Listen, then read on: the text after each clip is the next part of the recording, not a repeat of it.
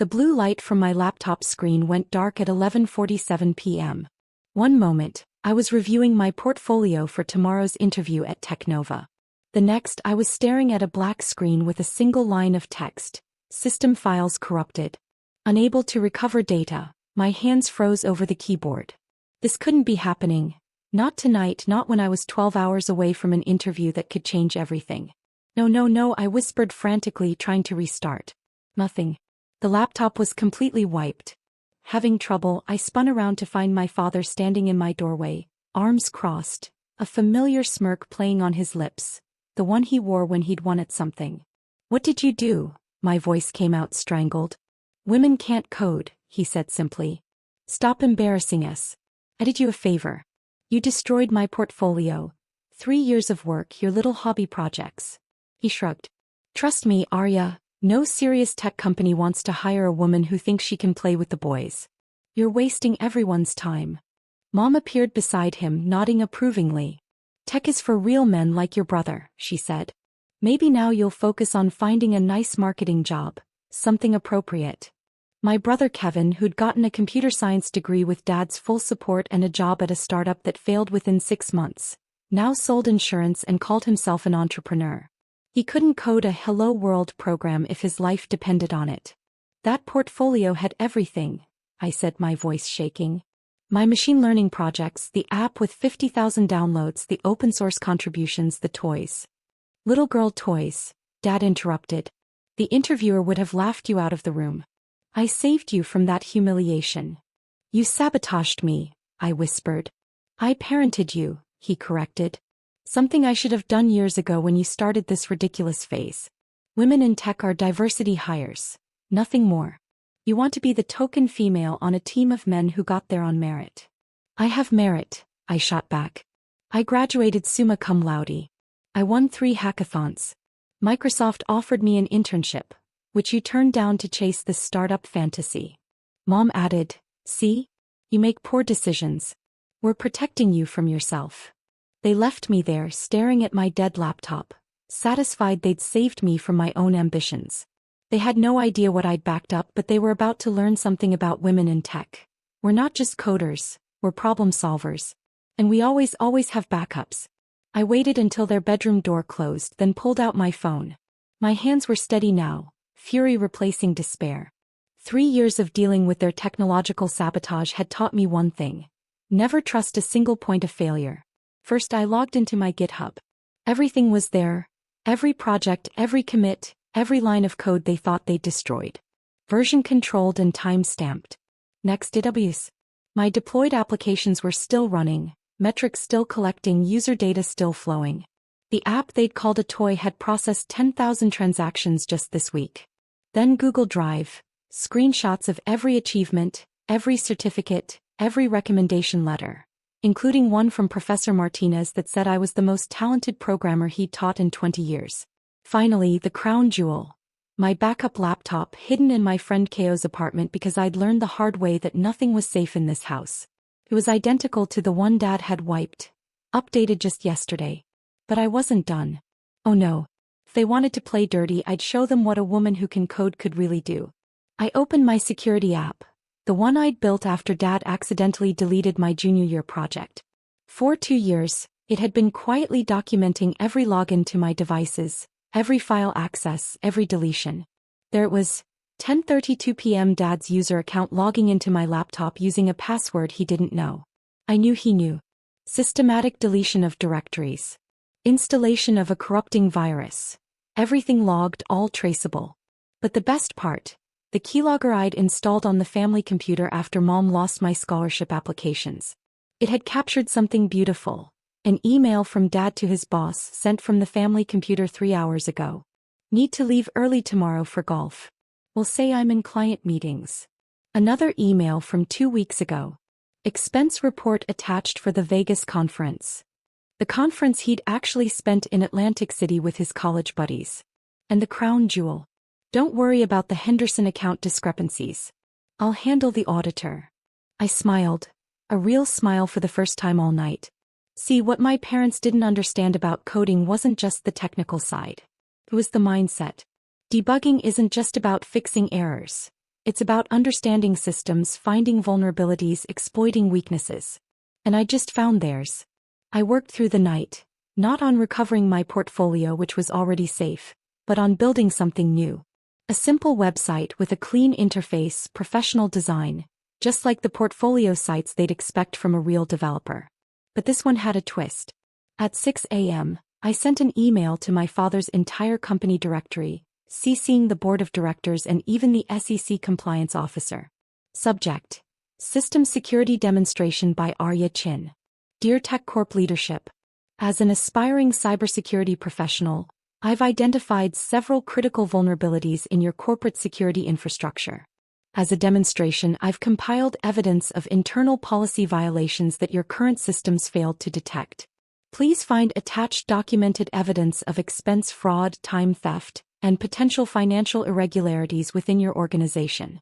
This information was obtained through publicly available means and basic security oversights. Consider this my application for your cybersecurity internship program. A company that allows such vulnerabilities needs someone who understands how real hackers think.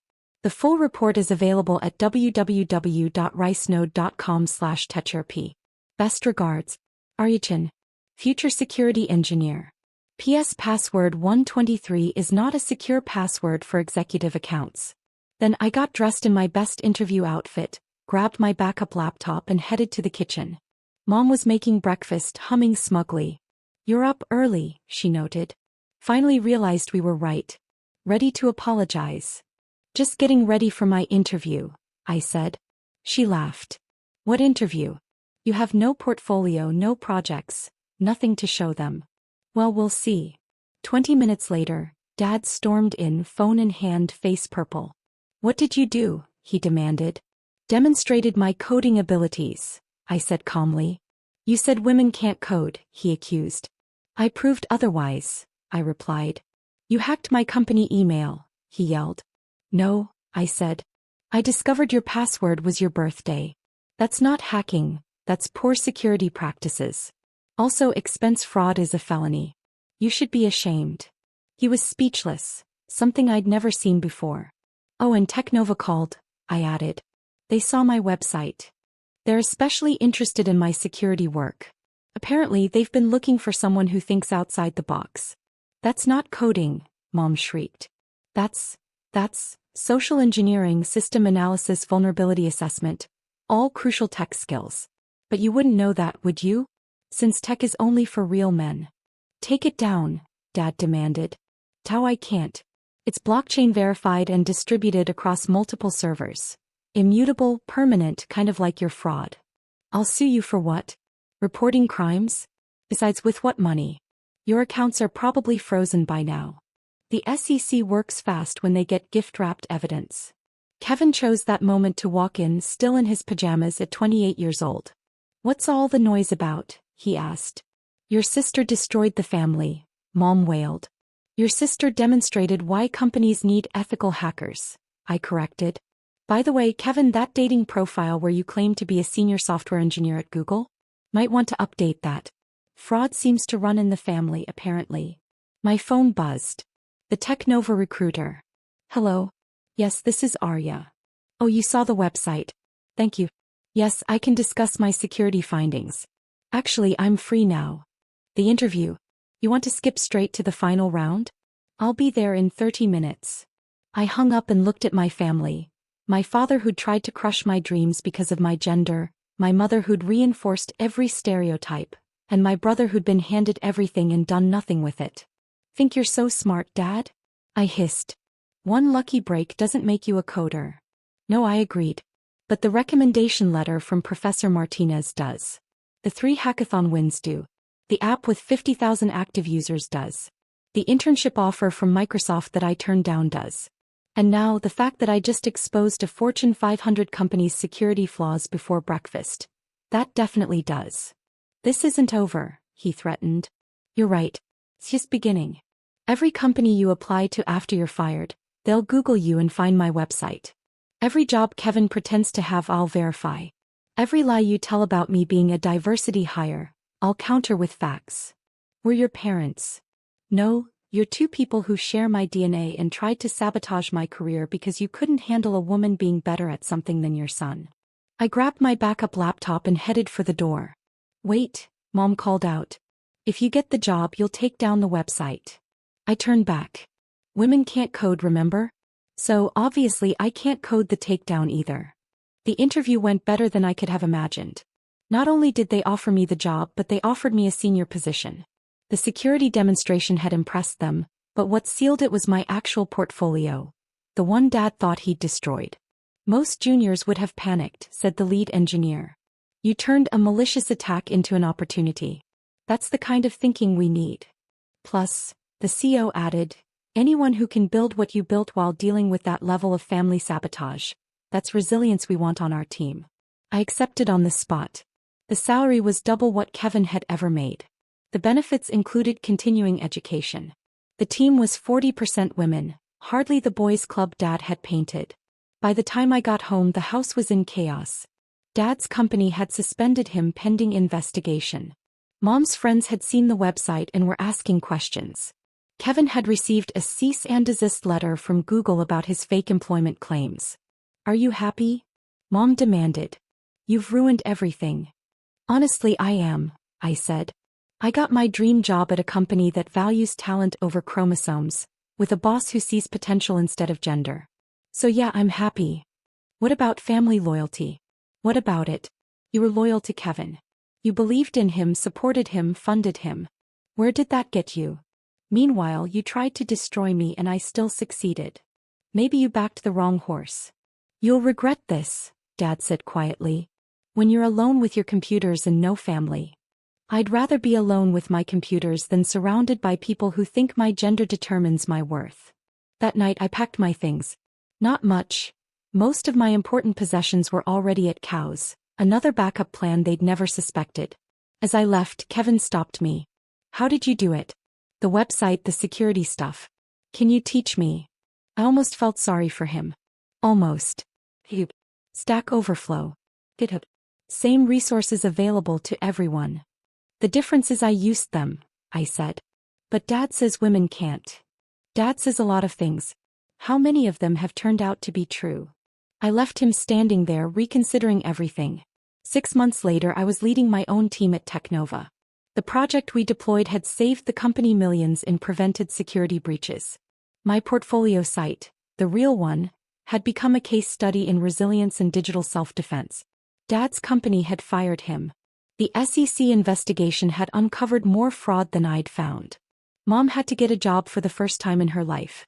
Kevin was taking actual coding boot camps, finally learning the skills he'd pretended to have. They tried to reach out once through my aunt. Family is family, she'd said. They're sorry. They're sorry they got caught, I corrected. Not sorry they tried to destroy my career. They've learned their lesson. Have they? Do they believe women can code now? Or are they just sorry this particular woman could? She didn't have an answer. The truth is, I don't need their approval anymore. I have colleagues who respect my skills, men who look up to me, young women told they can't code just like I was. A portfolio that speaks louder than any gendered assumption. They deleted my files thinking they were deleting my future. Instead, they taught me the most valuable lesson in tech. Always have backups of your files, your plans, your worth. And never, ever trust anyone who says women can't code, because we can. We do. And sometimes we code circles around the real men who think chromosomes determine capability. My name is Arya. I'm a senior security engineer at one of the fastest growing tech companies in the world. I've spoken at conferences, contributed to major open source projects, and mentor young women in STEM. And yes, I can code.